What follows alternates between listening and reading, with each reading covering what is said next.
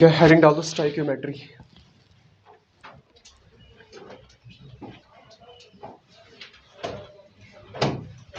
Stoichiometry clear. ये दो word से निकला है, स्टाइकियोन और दूसरा है मेट्री, means measurement.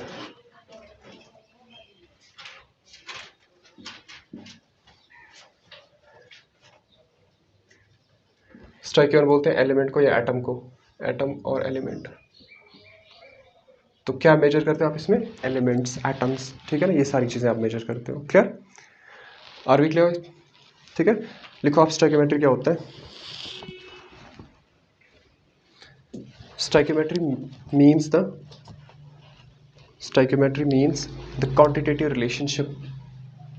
the quantitative relationship between reactants and products.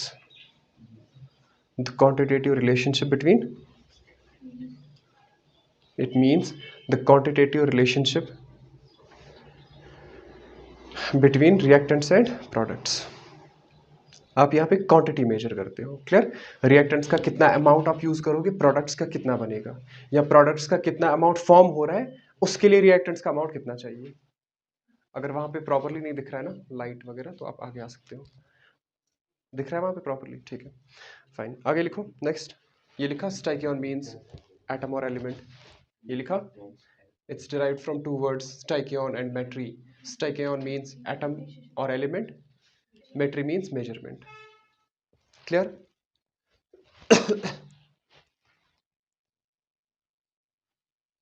ठीक है, now pay attention, will have a reaction N2 plus H2 gives NH3।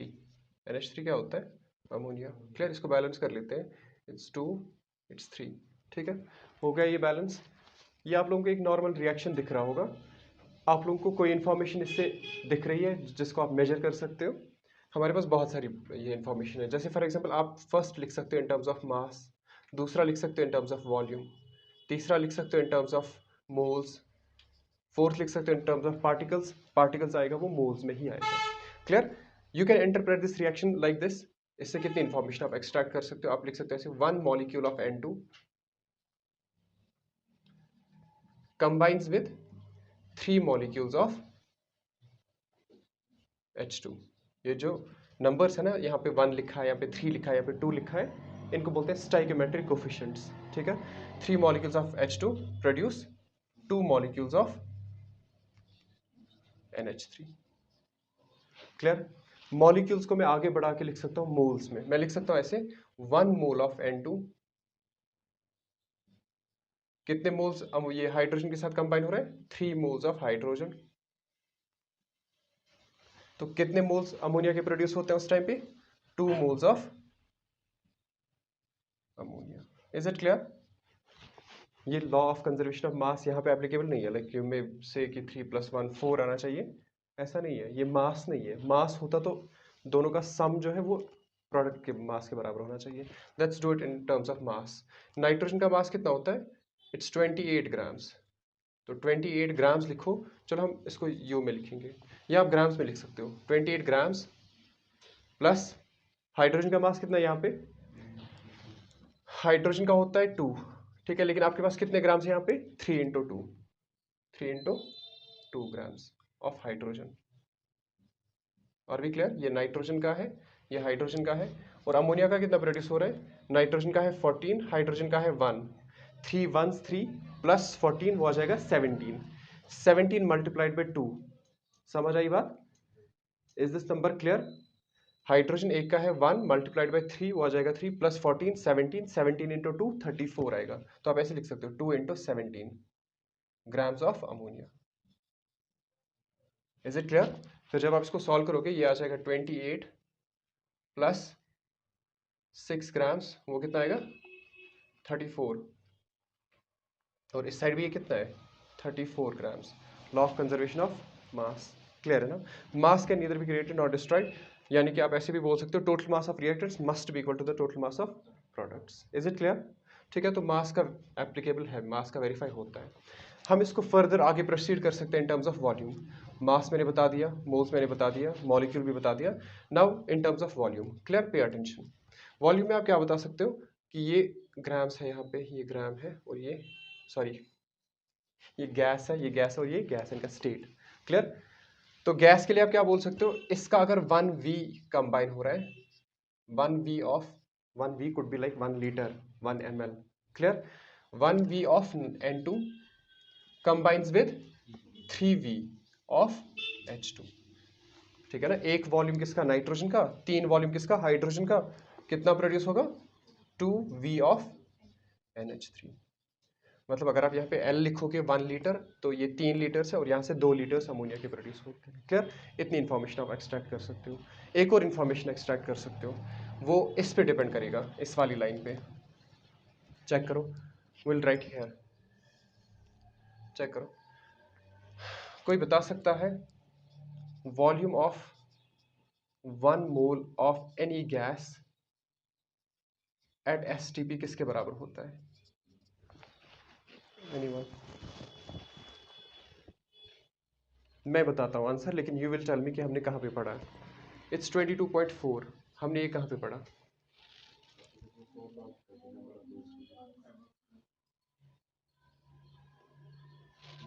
I'll write its application of Avogadro's law। बताया था या नहीं? याद आया या गजनी हो गया है? हाँ, एप्लीकेशन ऑफ एवोगाड्रोस लॉ में थर्ड एप्लीकेशन हमने बताया था कि कोई भी गैस होगा, अगर उसका 1 मोल है किसी भी गैस का, लेकिन किस पे, STP पे। अगर आपके पास गैस है सिलेंडर में, उसका 1 मोल है उसमें अमाउंट, तो उसका वॉल्यूम कितना होगा, 22.4 लीटर्स। क्लियर, समझ आ रही है बात? दो गैसेस है, सपोज ऑक्सीजन गैस और दूसरा है हाइड्रोजन गैस इस कंटेनर में, क्लियर। तो इसका भी 1 मोल है इसमें, और इसका भी 1 मोल है इसमें।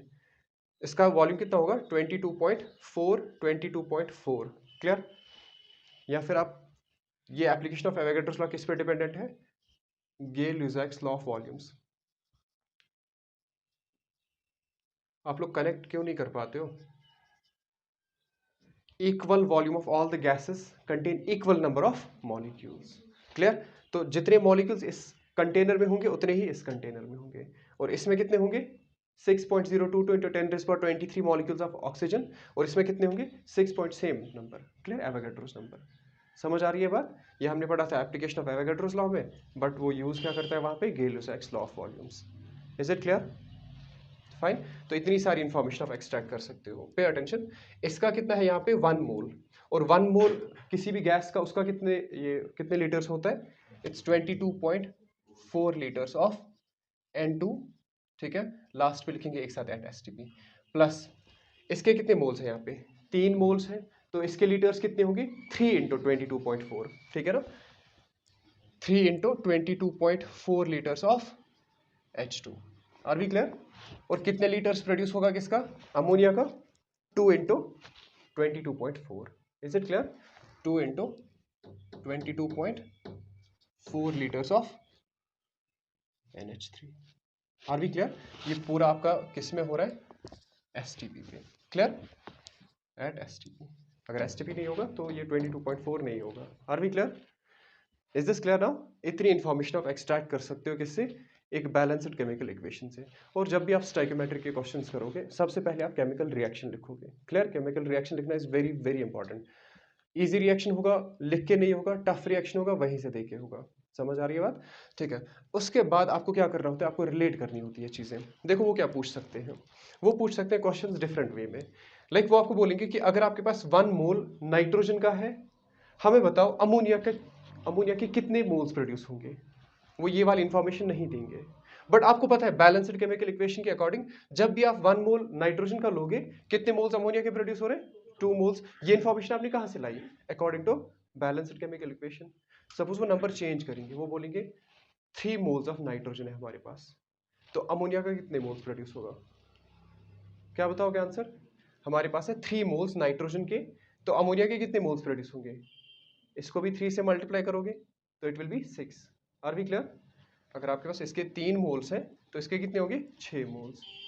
Is it clear? वो ऐसे क्रॉस करके इसको ये बनाते हैं क्वेश्चन। जैसे वो पूछेंगे 1 मोल ऑफ नाइट्रोजन है आपके पास, हमें बताओ अमोनिया के कितने लीटर्स प्रोड्यूस होंगे, क्या आंसर आएगा? 1 मोल है आपके पास नाइट्रोजन का, तो अमोनिया के कितने मोल्स प्रोड्यूस होंगे? Anyone? It will be 2 into 22.4 litres of ammonia at STP। Clear है ना? वो ऐसे क्रॉस करके इनको ये क्वेश्चंस बनाते हैं, जिसकी वजह से ये टफ होता है। अगर सिंपली क्वेश्चन होता ना मोल नाइट्रोजन का मोल अमोनिया का पूछा जाएगा, तब जाके आप डायरेक्टली इसको कंपेयर करोगे, लेकिन वो क्रॉस करके जब क्वेश्चंस बनाते हैं ना, तब जाके थोड़ा मुश्किल हो जाता है। क्लियर? अभी ये इजी लग रहा है, but wait for the questions. लिखो क्वेश्चन। Is this clear? ये समझ आई ये वाली कहानी? अभी क्वेश्चंस में और ज्यादा क्लियर हो जाएगा ये। जल्दी से लिखो, then will do the questions. Board में जस्ट 1 और 2 क्वेश्चंस पूछे जाते हैं, एंड आई नो कौन सा क्वेश्चन पूछा जाता है, बस वो नंबर्स चेंज करेंगे। अदरवाइज ये नीट जेई में बहुत ज़्यादा इंपॉर्टेंट टॉपिक है, ये आपको 2 साल काम आएगा, 11th as well as 12th। देखो इधर मॉलिक्यूल होता है लाइक 2 या 2 से ज़्यादा एटम्स कंबाइन होंगे तो एक सिंगल मॉलिक्यूल बनाएंगे। मोल क्या होता है? इन ही मॉलिक्यूल्स का 6.022 into 10⁻23 का कलेक्शन। तब जाके आप क्या बोलोगे उसको? ये एक मोल मॉलिक्यूल है। देखो इधर 1 मोल मॉलिक्यूल भी हो सकता है, 1 मोल एटम भी हो सकता है। क्लियर है ना? It can be molecule, it can be atom as well. तशी असल काम कर मच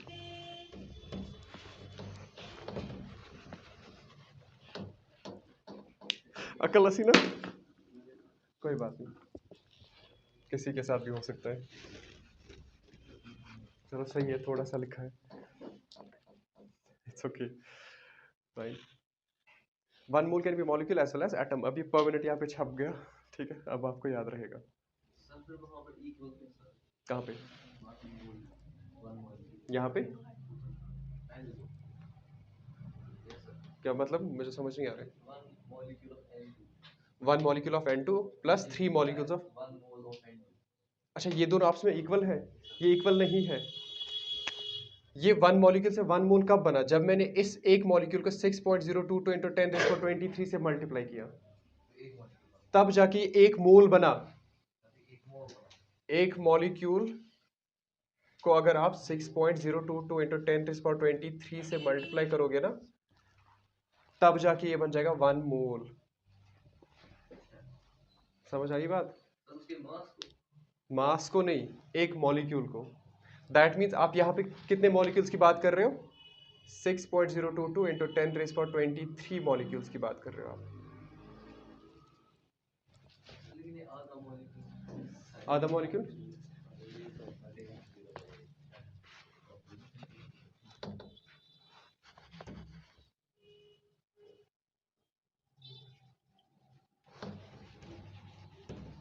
बाद में इलाज करेंगे, ठीक है। Are we done with this? काम ऐसा करो कि 4 लोग तारीफ करें आपकी, ठीक है।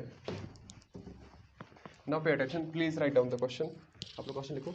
How many moles of nitrogen, how many moles of nitrogen are needed, how many moles of nitrogen are needed to produce 8.2 moles of ammonia। फिर से सुनो, how many moles of nitrogen are needed to produce 8.2 moles of ammonia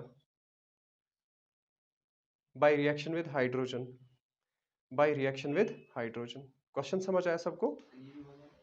ये यही वाली reaction है। देखो क्या पूछ रहा है। आप सबसे पहले क्या करते हो? रिएक्शन लिखते हो। क्लियर? तो nitrogen N2 plus hydrogen gives ammonia NH3।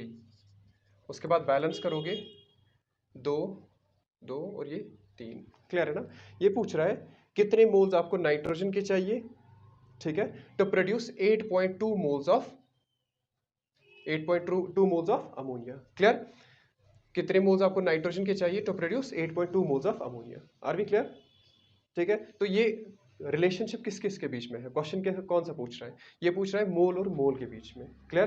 तो ऐसे क्वेश्चन को हम बोलते हैं mole mole relationship question, mole to mole relationship questions. Is it clear? It's very easy. तो आपको क्या करना है, आपको रिएक्शन का जो बैलेंस्ड रिएक्शन है ना, इसका मोल और मोल के बीच में ये देखना है, ये रिलेशन। अगर आप देखोगे ना बैलेंस्ड केमिकल इक्वेशन, उसमें जब आपके पास 1 मोल होता है ना नाइट्रोजन का, उस टाइम पे अमोनिया के कितने मोल्स प्रोड्यूस होते हैं? 2 मोल्स, इजंट इट? कहां से लाई मैंने ये information? According to balanced chemical equation, nitrogen का 1 मोल, अमोनिया के 2 मोल्स प्रोड्यूस होते हैं। बट आपके पास अब क्या पूछा जा रहा है कि आपको नाइट्रोजन के कितने मोल्स होंगे जिस टाइम पे आपको 8.2 मोल्स किसके प्रोड्यूस हो रहे हैं? अमोनिया के। तो ये उल्टा पूछ रहा है। Have a look here, this implies जब आपके पास 2 moles of ammonia is produced, या 2 moles of ammonia require कितने मोल्स नाइट्रोजन के? 1 मोल नाइट्रोजन। उल्टा लिखा मैंने बोला 2 मोल अमोनिया बनने के लिए 1 मोल नाइट्रोजन चाहिए हमें। क्लियर है ना? क्लियर हुआ ये? जब भी आपके पास 2 मोल्स अमोनिया के बन रहे हैं, उसके लिए नाइट्रोजन के कितने मोल्स चाहिए? 1 मोल। बट आपके पास 2 मोल अमोनिया प्रोड्यूस नहीं हो रहे, कितने मोल्स अमोनिया के प्रोड्यूस हो रहे हैं? 8.2। तो आप क्या करोगे? इसको 8.2 बनाओगे। कैसे बनाते हैं हम इसको यूनिटरी मेथड से करते हैं। This implies 1 mole ammonia requires 1/2 mole nitrogen. ये दोनों स्टेटमेंट्स क्लियर है? कोई है जिसको ये समझ नहीं आ रहा है ये दोनों स्टेटमेंट्स में से? देखो, बैलेंस्ड केमिकल इक्वेशन क्या बताता है? जब आपके पास 1 मोल नाइट्रोजन होगा तो 2 मोल्स अमोनिया के प्रोड्यूस हो रहे हैं। क्लियर? अब लेकिन क्वेश्चन उल्टा पूछा है इसने बोला है कि 8.2 मोल्स जिस टाइम पे अमोनिया बन रहे हैं, उस टाइम पे नाइट्रोजन के कितने मोल्स हमें चाहिए? क्लियर? तो बैलेंस्ड केमिकल इक्वेशन के अकॉर्डिंग जब आपके पास 2 मोल्स अमोनिया के होंगे, उस टाइम पे आपको 1 मोल नाइट्रोजन का चाहिए, सो दैट 2 मोल्स अमोनिया के प्रोड्यूस होंगे। तो वही मैंने लिखा 2 मोल ऑफ अमोनिया फॉर्मेशन के लिए कितने मोल्स नाइट्रोजन चाहिए? 1 मोल। उल्टा लिखा। उसके बाद 1 मोल अगर आपको अमोनिया बनाना होगा, अगर आप इसको 1 बनाना चाहते हो तो इसको क्या करोगे? डिवाइड बाई 2, इसको भी divide by 2। That means 1 mole ammonia को बनने के लिए 1/2 मोल नाइट्रोजन चाहिए। Is it clear now? उसके बाद आपके पास 1 मोल भी नहीं है, आपके पास कितना है? 8.2। Therefore 8.2 mole ammonia will require कितना लगेगा इसको? 1/2 multiplied by 8.2 mole of nitrogen. तो इसको सॉल्व करोगे 2 1s, 2 4.1, ये बन जाएगा 4.1 mole nitrogen. This will be your answer.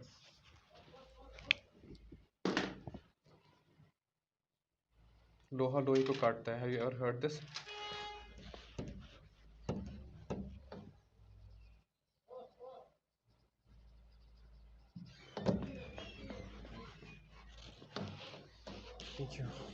लिखो नेक्स्ट क्वेश्चन।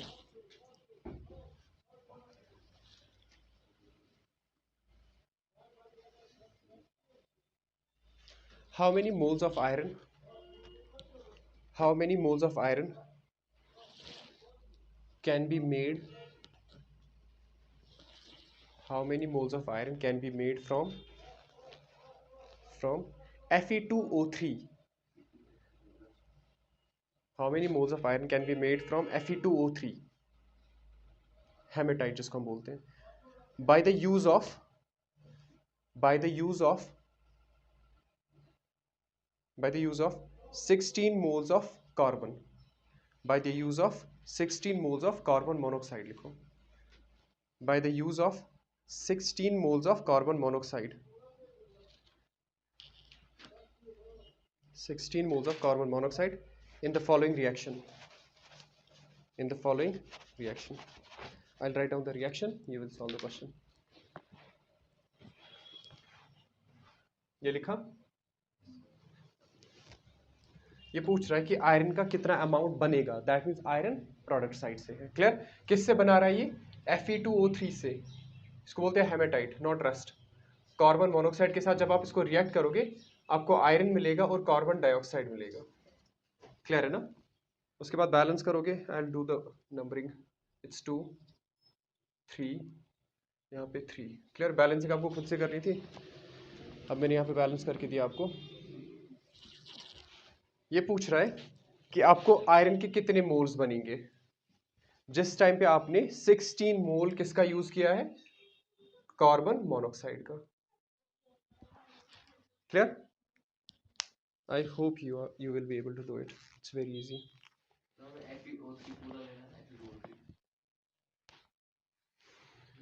अगर आप बैलेंस्ड केमिकल इक्वेशन देखोगे उस हिसाब से जब आप 3 मोल्स लेते हो कार्बन मोनोऑक्साइड के, उस टाइम पे 2 मोल्स बनते हैं किसके? आयरन के।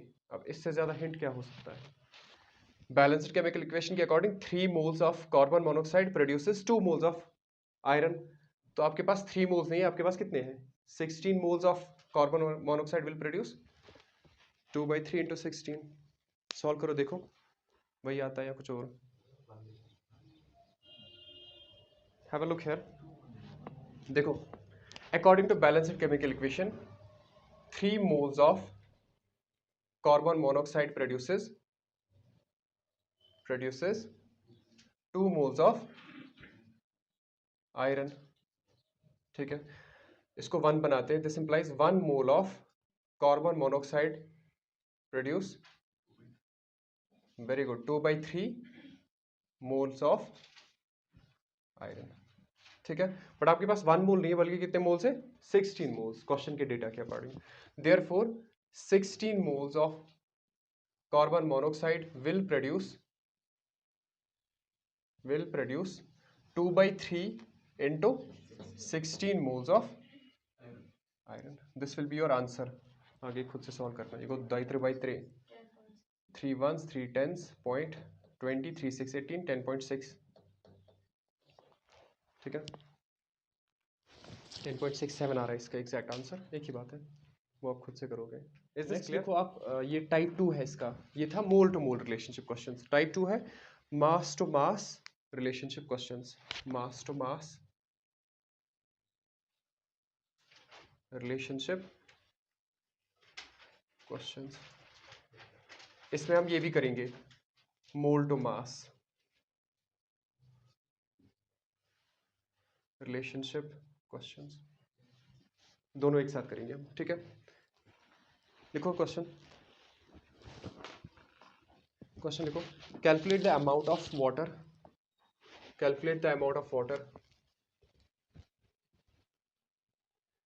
in grams, calculate the amount of water in grams produced by, calculate the amount of water in grams produced by combustion of 16 gram methane, produced by combustion of 16 gram methane। ये NCERT का question है, यहां पे reaction लिख के नहीं है। Clear? ये रिएक्शन आपको आना चाहिए। CH4 gives, very good, last year पढ़ा है ना कंबशन ऑफ हाइड्रोकार्बन्स। देखो रिएक्शन क्या है आपका, CH4 plus O2 gives carbon dioxide plus water. Clear? Balance करना आएगा इसको। Let me right it in the balanced form, but आपको आना चाहिए खुद से भी बैलेंस करना। इट्स 2 हियर और 2 हियर। ठीक है, you can do the balancing खुद से। Will you be able to do it?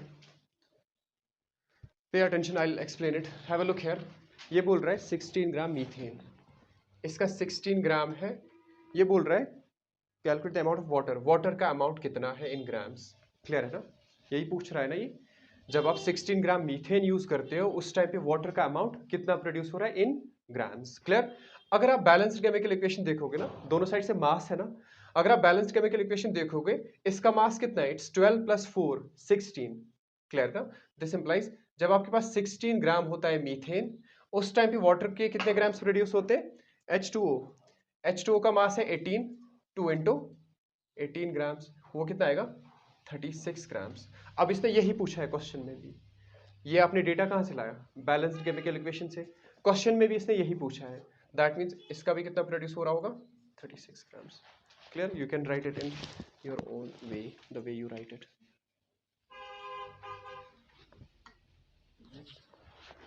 Is it clear? कुछ समझ आया? कुछ समझ आई? ये देखो, इसने क्वेश्चन में भी वही पूछा था। ये 16 ग्राम मैंने कहां से लाया? ये मैंने लाया बैलेंस्ड केमिकल इक्वेशन से। 12 + 4 वो होता है 16। ठीक है, और जब आप 16 ग्राम मीथेन यूज करते हो उस टाइम पे, इसको हटा दो अभी, ये हमें नहीं पता, उस टाइम पे आपको वाटर का अमाउंट कितना प्रोड्यूस होता है? वाटर का होता है मास 18, कितने हैं ये? 2, तो वो बन जाएगा 36 ग्राम्स। अब लकीली इसने क्वेश्चन में भी यही पूछा है 16 ग्राम्स का, जो आपको बैलेंस्ड केमिकल इक्वेशन से डेटा मिल रहा है। क्लियर? 16 ग्राम्स मीथेन के, उस टाइम पे कितने ग्राम्स प्रोड्यूस होते हैं वाटर के? 36 ग्राम्स। तो क्वेश्चन में भी इसने यही पूछा, तो आंसर यही आएगा।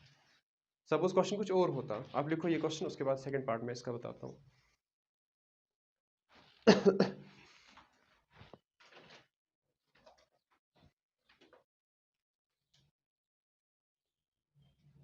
लिखो, ये लिखा, इसमें लिखो, in the above question, in the above question find the mass of water produced, find the mass of water produced when 50 gram methane is burned, when 50 gram methane is burned. Find the mass of water produced when 50 gram methane is burned, when 50 gram methane is burned. Write down, solve करो।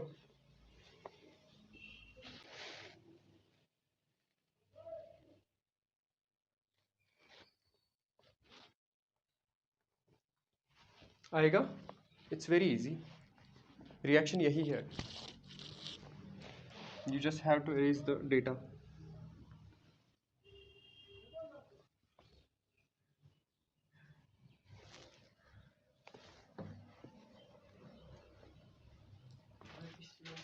Now pay attention. Question पूछ रहा है ये, अगर आपके पास 50 ग्राम है methane के, तो इसके कितने ग्राम्स प्रोड्यूस होंगे? Clear? According to balanced chemical equation, जब आपके पास 16 ग्राम होता है मीथेन, उस टाइम पे आपके पास 36 ग्राम होता है वाटर। क्लियर?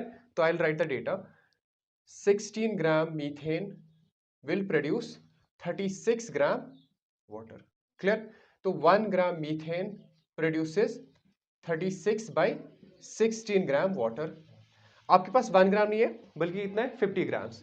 देयरफॉर 50 ग्राम मीथेन, अच्छा CH4 लिख रहा हूं, CH4, CH4 will produce 36 by 16 multiplied by 50, इतने ग्राम्स वाटर के प्रोड्यूस होंगे वहां पे। Is it clear? समझ आया ये? लिखो नेक्स्ट क्वेश्चन, थोड़ा सा आगे बढ़ेंगे। How many moles of methane, how many moles of methane are required, how many moles of methane are required to produce, how many moles of methane are required to produce 22 gram carbon dioxide, to produce 22 gram carbon dioxide after combustion?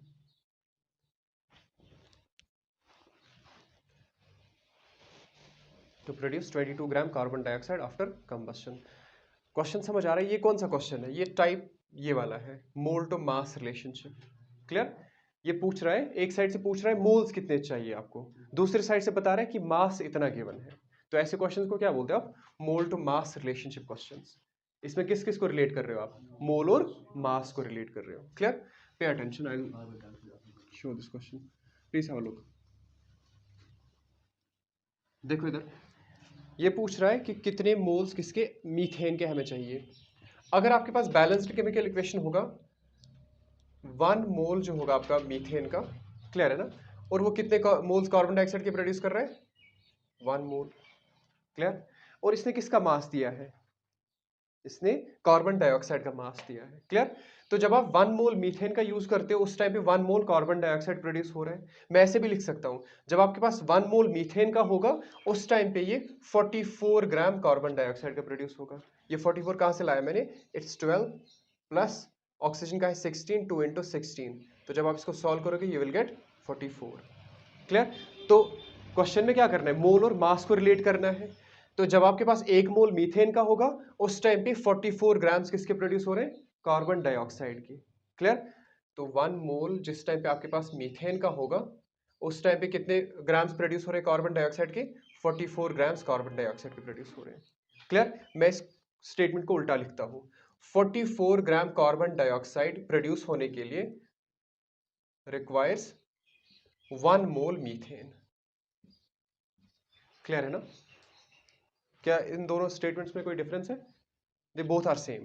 पहले मैं बोल रहा हूं 1 mole methane produces 44 gram carbon dioxide, फिर मैं इसी को उल्टा लिख रहा हूं 44 gram carbon dioxide requires 1 mole methane.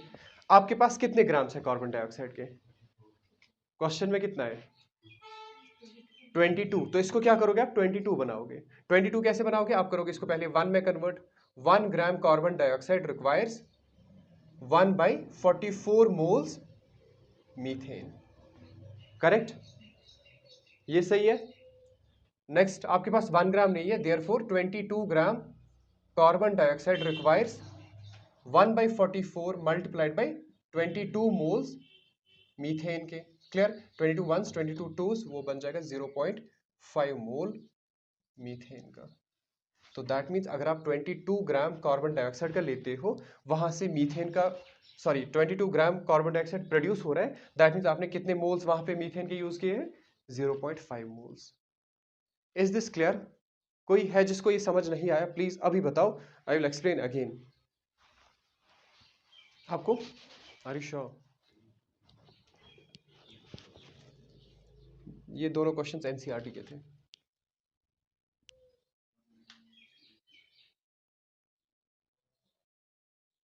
अब नेक्स्ट क्वेश्चन आप खुद से ट्राई करोगे।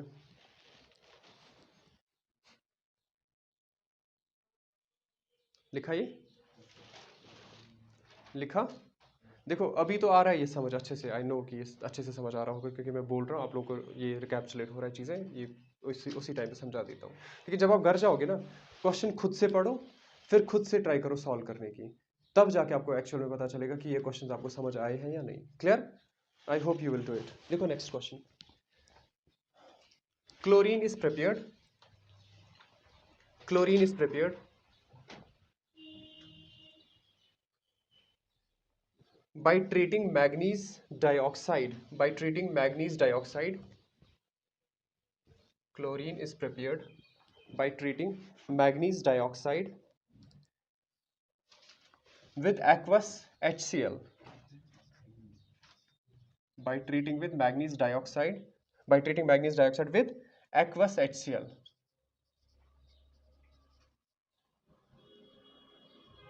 according to following reaction, according to following reaction.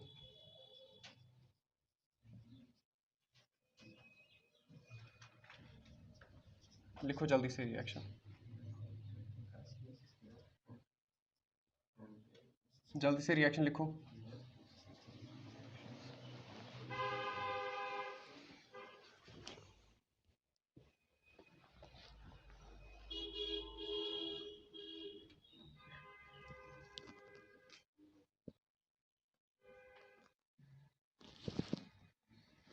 लिखा ये रिएक्शन? उसके बाद देखो question, how many grams of HCl, how many grams of HCl will react with, how many grams of HCl will react with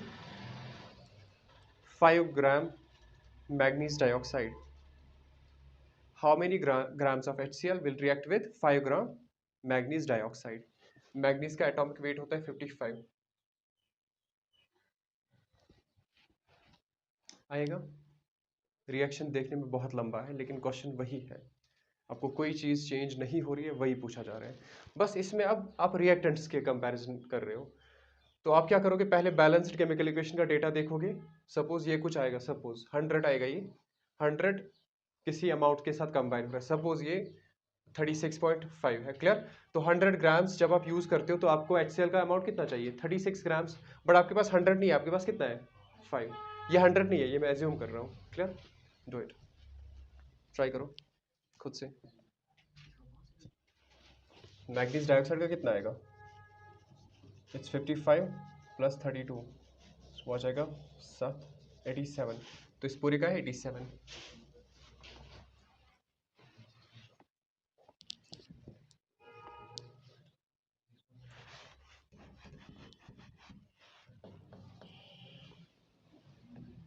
इस time पे आपको दोनों reactants का कंपैरिजन हो रहा है। हाँ यहाँ पे मुझे आ रहा है 8.39। आपने मास कितना निकाला इसका? अच्छा ये 4 टाइम्स HCl है ना आप? अच्छा ये बैलेंस नहीं है, सॉरी बैलेंस नहीं है, ये बैलेंस करना था ना पहले। 4 ट्वाइस H2O, ठीक है सही है। इसी हिसाब से आपने अगर किया है तो ठीक है, अदरवाइज इसको बैलेंस करना है। Sorry for this mess. Please have a look here, I will solve this question. देखो आपको पूछा जा रहा है कि अगर आपके पास 5 ग्राम मैग्नीज डाइऑक्साइड है तो कितने ग्राम्स HCl के चाहिए so that the reaction will occur. Clear है ना, यही पूछा जा रहा है। Now pay attention, will do one thing, will write the mass of this manganese dioxide. दोनों साइड से मास पूछ रहे थे, कौन सा क्वेश्चन है? मास मास रिलेशनशिप वाला क्वेश्चन। क्लियर? तो आप इसका मास फाइंड करोगे, कितना आ रहा है इसका मास? इट्स 87। तो 87 ग्राम्स आ रहे हैं किसके? मैग्नीज डाइऑक्साइड के। HCl का मास होता है इट्स 35.5 इसका, +1 किसका? हाइड्रोजन का, और साथ में 4 से मल्टीप्लाई होगा, तो ये कुछ ऐसा बनेगा 4 इंटू 35.5 +1 वो बन जाएगा 36.5। इतने ग्राम्स किसके प्रोड्यूस हो रहे हैं? HCl के। Is it clear? जब आप 87 ग्राम्स, मैं ऐसे लिख रहा हूं यहाँ पे, जब आप 87 ग्राम्स किसके ले रहे हो? MnO2 के, उस टाइम पे कितने ग्राम्स आपको HCl के चाहिए? 4 इंटू 36.5 ग्राम्स HCl के। Is it clear? यहां तक क्लियर हुआ? उसके बाद आप क्या करोगे? 1 ग्राम मैग्नीज डाइऑक्साइड का, इसके लिए HCl का अमाउंट कितना चाहिए? 4 इंटू 36.5 डिवाइडेड बाई 87। क्लियर है ना? डिवाइड किया ना? अब आपके पास 1 ग्राम नहीं है, आपके पास कितने ग्राम्स है? 5 grams. Therefore 5 grams MnO2 reacts with 4 into 36.5 divided by 87 multiplied by 5। जब आप सॉल्व करोगे you will get answer 8.6, 8 point जो भी है, 8 पॉइंट समथिंग, 8.669। इतने ग्राम्स प्रोड्यूस हो रहे हैं किसके? सॉरी इतने ग्राम्स आपको HCl के चाहिए। सबको आया? समझ आया ये सबको? कोई है जिसको ये समझ नहीं आया? मैं फिर से एक्सप्लेन करूंगा। एनीवन? कॉर्नर? कहाँ पे दिक्कत है आपको? आप में से किसी को? आप में से किसी को समझ आया ये? Shall we proceed? ठीक है, will do the next type, mass volume relationship. Type next लिखो, mass volume relationship.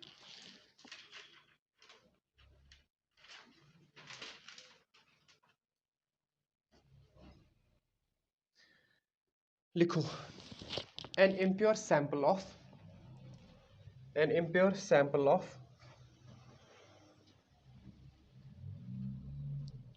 sodium chloride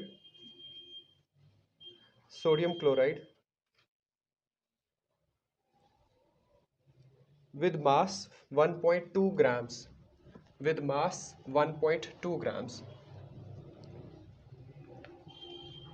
with mass 1.2 grams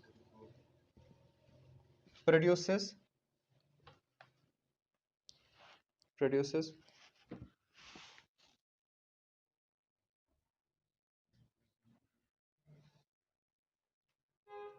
wait question गलत लिखा हमने।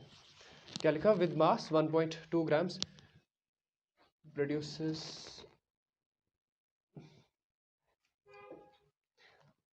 2.4 grams silver chloride, produces 2.4 grams silver chloride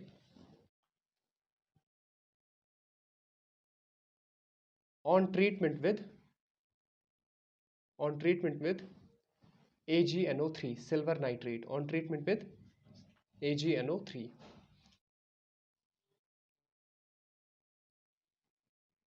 full stop। calculate percentage purity of the sample, calculate percentage purity of the sample। क्या reaction इसमें given नहीं है, but you must be able to write the reaction. NaCl है, किसके साथ react कर रहा है? एनीवन? AgNO3 के साथ। Very good. गिव्स क्या बनेगा प्रोडक्ट?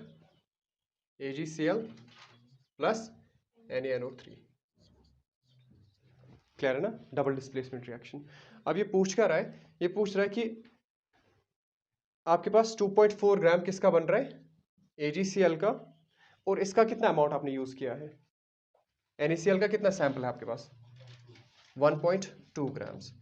ये लेकिन पूछ रहा है percentage purity of the sample. ये जो सैंपल है ना आपका, ये NaCl नहीं है। इस NaCl में कुछ पार्ट इम्प्योरिटी का है। Are we clear? समझ आ रही है बात? ये दो चीजों से बना है, एक तो इसमें NaCl है और प्लस इम्प्योरिटीज है। आपको यही बताना है कि इसमें NaCl का अमाउंट कितना है, किसमें? 1.2 ग्राम NaCl में। क्लियर? देखो क्वेश्चंस कैसे पूछे जाते हैं, डायरेक्टली नहीं होते हैं क्वेश्चंस वहां पे। This is how they ask the question. उन्होंने एक सैंपल लिया है 1.2 ग्राम किसका? NaCl का, उसमें इम्प्योरिटी है और NaCl भी है। इसमें आपको बताना है कि NaCl का अमाउंट कितना है। क्लियर? आप अगर यहाँ पे लिखोगे ना 1.2 ग्राम्स, ये मोक्लियोपैथी क्वेश्चन, ये गलत हो जाएगा। ठीक है, आप क्या करोगे, आप देखोगे 2.4 ग्राम जो AgCl है, इसके साथ NaCl का अमाउंट कितना ये कंबाइन हुआ। सपोज वो 1 ग्राम कंबाइन हो रहा है, एज्यूम करो कि वो 1 ग्राम कंबाइन हो रहा है किसके साथ? NaCl के साथ। तो आउट ऑफ 1.2 ग्राम्स 1 ग्राम क्या है आपका? NaCl, और बाकी जो 0.2 ग्राम्स है वो किसके हैं? इम्प्योरिटी के। Is it clear? आप सिंपली चेक कर रहे हो, ये बोल रहा है कि इस सैंपल में से कुछ अमाउंट किसके साथ कंबाइन हो रहा है? सिल्वर नाइट्रेट के साथ, और आपको AgCl का 2.4 ग्राम्स प्रोड्यूस हो रहा है। क्लियर? वही अमाउंट आपको बताना है कि इस 1.2 ग्राम में से कितना अमाउंट किसके साथ कंबाइन हो रहा है? AgNO3 के साथ। क्वेश्चन समझ आया? फिर से एक बार मैं क्वेश्चन समझा रहा हूं। आपके पास ये सैंपल है, सैंपल का वेट है 1.2 ग्राम्स। ये बोल रहा है ये सैंपल रिएक्ट कर रहा है, इसमें से कुछ अमाउंट x अमाउंट रिएक्ट कर रहा है किसके साथ? AgNO3 के साथ। तब जाके आपको कितना अमाउंट प्रोड्यूस हो रहा है AgCl? 2.4 ग्राम्स। अब ये बोल रहा है आउट ऑफ 1.2 ग्राम्स कितना अमाउंट NaCl का कंबाइन हो रहा है इसके साथ। Are we clear? ठीक है, उसी से आपको फिर प्योरिटी पता चलेगी इस सैंपल की। सपोज आउट ऑफ 1.2 ग्राम्स सिर्फ 1 ग्राम्स आपका क्या हो रहा है? रिएक्ट हो रहा है किसके साथ? AgNO3 के साथ। That means out of 1.2 grams 1 by 1.2 आपका क्या है? Percentage purity. क्लियर? क्योंकि सिर्फ 1 ग्राम्स किसका है? NaCl का, बाकी जो 0.2 ग्राम्स है वो किसके हैं? इम्प्योरिटी के। फिर जब आप परसेंटेज निकालते हो, परसेंटेज ऐसे ही निकालते हैं ना, mass of NaCl divide by total mass of the sample multiplied by 100। Purity ऐसे ही निकालोगे ना। अगर मैं ऐसे बोलूं परसेंटेज इम्प्योरिटी, तब जाके आप ऊपर लिखोगे इम्प्योरिटी का amount divide by total weight of the sample multiplied by 100। Clear? चलो आप ध्यान दो, मैं सॉल्व कर लेता हूं ये क्वेश्चन। सिल्वर का, let me check, it's around 108, हाँ 108 है। सिल्वर का है 108। ठीक है, नाउ पे अटेंशन। इसका क्यों चाहिए आपको मास बाय द वे? अच्छा यहाँ पे, ठीक है, इसका है 108 plus 35.5 according to balanced chemical equation. अगर आपके पास इतने ग्राम्स AgCl के होंगे, NaCl का अमाउंट कितना होना चाहिए? 23 प्लस 35.5। क्लियर? इनको सम अप कर लो, 5 3 8, 3 जगह 5, 58.5। इसका कितना आ रहा है? और 5 की त्रुआ आपको कह रही है 143.5। ये डेटा आपने कहाँ से लाया? ये दोनों बैलेंस्ड केमिकल इक्वेशन से।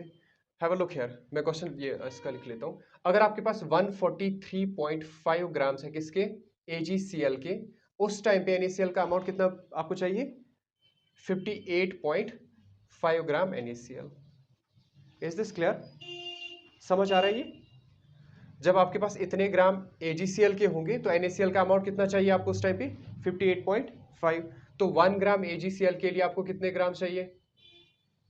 58.5 divided by 143.5 gram NaCl। Are be clear? ठीक है, अब आपके पास 1 ग्राम AgCl नहीं है, बल्कि कितने ग्राम AgCl के हैं? 2.4।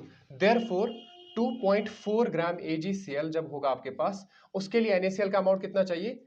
58.5 divided by 143.5 multiplied by 2.4 gram NaCl।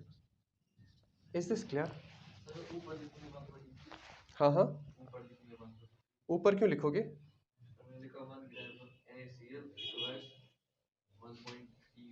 One, आप NaCl का क्यों बता रहे हो यहाँ पे? आप NaCl रख रहे हो यहाँ पे क्यों? आपको गिवन कौन सा है? AgCl। जो फाइंड करना होता है वो किस साइड रखते हो आप? Right side. Is this clear? इसका आंसर क्या आ रहा है? इसका आंसर आएगा 0.978 0.978 ग्राम्स NaCl। अब आप देख रहे हो यहाँ पे जब आप 2.4 ग्राम AgCl बन रहा है उस टाइम पे आपको NaCl का अमाउंट कितना होता है 0.978. That means out of 1.2 grams NaCl sample उसमें सिर्फ NaCl कितना है 0.978. बाकी जो अमाउंट है वो क्या है इम्प्योरिटी. समझ आई बात. जब आपने यहाँ पे सैंपल रखा उसमें से सिर्फ 0.978 ग्राम कंबाइन हो रहा है AgNO3 के साथ, तब जाके आपको 2.4 ग्राम AgCl प्रोड्यूस होता है. क्लियर. ठीक है. दिस इंप्लाइज आउट ऑफ, या ऐसे लिख सकते हो आप, टोटल NaCl प्रेजेंट इन, कितना सैंपल था 1.2 ग्राम NaCl इज इक्वल टू 0.978. ठीक है. परसेंटेज प्योरिटी कैसे चेक करोगे आप. परसेंटेज प्योरिटी किसके बराबर आएगा, वो आएगा mass of NaCl divided by mass of sample multiplied by 100. तो मास ऑफ NaCl कितना आया आपको 0.978. सैंपल का अमाउंट कितना है 1.2 ग्राम्स मल्टीप्लाइड बाय 100. तो ये कितना आ रहा है 81.5. 81.5% will be the answer. Directly questions नहीं आते. This is how they frame the questions, so be careful. You need some rest 2-3 minutes का. नहीं. अच्छा, इसी मास टू वॉल्यूम रिलेशनशिप पे एक इजी क्वेश्चन लिखो. ये थोड़ा टफ हो गया ना ये वाला क्वेश्चन. ये मास टू मास रिलेशनशिप, हाँ ये मास टू मास ही है वैसे. अब मास टू वॉल्यूम लिखो. ये समझ आया सबको. लिखो अब मास टू वॉल्यूम रिलेशनशिप पे क्वेश्चन. आप लिखो, in the formation of ammonia, in the formation of ammonia, in the formation of ammonia at STP, calculate the volume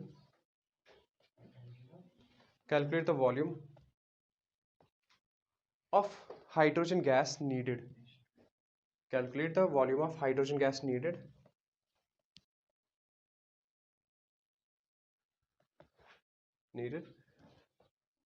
to form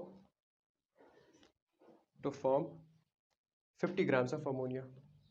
To form 50 grams of ammonia. Ammonia वाला reaction लिखो, then try to solve this question. इसमें क्या हो रहा है, mass volume के साथ relate करना है आपको.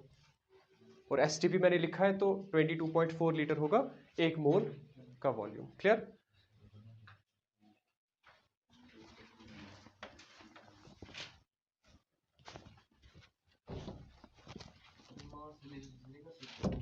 हाँ. First we'll write the reaction. It's N2 plus thrice H2 gives twice ammonia. ठीक है. क्या क्वेश्चन पूछा मैंने, कैलकुलेट द वॉल्यूम. इसका वॉल्यूम कितना है जिस टाइम पे आपके पास 50 ग्राम्स अमोनिया प्रोड्यूस होता है. Wow, it's very easy. STP है. मैं सॉल्व करूं या आप लोग करोगे. इसको मैं हटा देता हूं पहले. इसका वॉल्यूम आपको बताना है हाइड्रोजन का जब आपके पास 50 ग्राम होगा किसका, अमोनिया का. आई will right all the data, please have a look. इसके 6 ग्राम्स जब आपके होंगे, इसका कितना ये ग्राम्स प्रोड्यूस होगा 17 इंटू 2 34 ग्राम अमोनिया. क्लियर. अगर आप इसका 3 मोल्स लेते हो किसका, हाइड्रोजन का, इसके कितने मोल्स प्रोड्यूस होंगे 2 मोल्स. Very good. उसके बाद अगर आप इसका बोलोगे ना वॉल्यूम में, तो वो आ जाएगा 3 इंटू 22.4 लीटर्स किसका, हाइड्रोजन का, और इसके कितने लीटर्स प्रोड्यूस होंगे 2 इंटू 22.4 लीटर अमोनिया का. Is this clear. समझ आया. क्वेश्चन में क्या पूछा जा रहा है, एक साइड से मास दूसरे साइड से वॉल्यूम. दैट मीन्स मुझे किसको कंपेयर करना है, इसको और इसको कंपेयर करना है. क्लियर. मुझे ये वाला डेटा यूज करना है. Are we clear. और जो पूछा जा रहा है उसको आप हमेशा किस साइड रखते हो, राइट साइड में रखते हो. This implies according to balanced chemical equation, ये जो आप ये वाला यूज कर रहे हो, 34 ग्राम अमोनिया प्रोड्यूस ये रिक्वायर्स 3 इंटू 22.4 लीटर किसका? हाइड्रोजन का। समझ आई बात? ये समझ आई ये वाली लाइन क्यों लिखी मैंने? ये पूरा डेटा है आपका बैलेंस एंड केमिकल इक्वेशन का। फिर आप वहां से कौन सा एक्सट्रैक्ट करते हो जो आपके क्वेश्चन में पूछा जाता है, ठीक है? क्वेश्चन में मुझे एक साइड से मास पूछा जा रहा था, दूसरे साइड से वॉल्यूम पूछा जा रहा था, तो इन्हीं दो को मैं क्या करूंगा? कंपेयर करूंगा। क्लियर? फाइन। तो 34 grams of ammonia will produce 3 into 22.4 liter hydrogen. तो 1 gram ammonia produces 3 into 22.4 divided by 34 liter H2. Are we clear? अब आपके पास 1 ग्राम अमोनिया नहीं है, कितने ग्राम्स अमोनिया के हैं? 50. Therefore 50 gram NH3 will produce 3 into 22.4 divided by 34 multiplied by 50 liters of hydrogen. This will be your answer. Is it clear? यही आया आपका भी? This is how you do it. Data सारा लिखा करो, फिर कंपेयर करो जो क्वेश्चन में पूछा जा रहा है. Is it clear now? घर जाके इसको एक बार प्लीज फिर से देख लो। मैं वीडियो यहां से जाके ही अपलोड कर दूंगा, आप प्लीज ये देख लेना एक बार फिर से।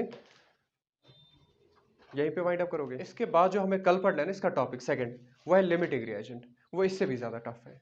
क्लियर? जब तक ये क्लियर नहीं होगा ना, तब तक उस पर हम जंप नहीं कर सकते। सो मेक श्योर कि आप जितने भी क्वेश्चन में सेंड करूं ग्रुप में, वो सारे आप सॉल्व करोगे। ठीक है?